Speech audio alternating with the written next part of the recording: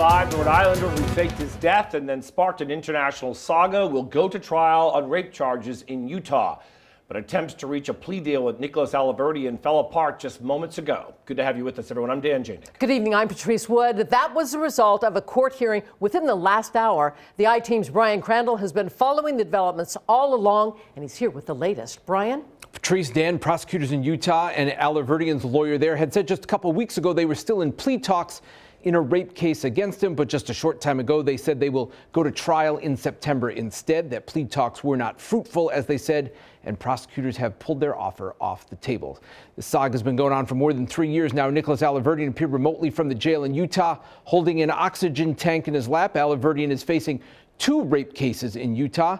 The other is scheduled to go to trial in April. Alahverdian is a Rhode Islander who made friends with lawmakers at the State House more than a decade ago, as you see here, as he advocated for child welfare reform. 5 years ago, he claimed he was dying of cancer, and an online obituary appeared claiming he died. Investigators later said he knew he was being investigated for fraud in Ohio.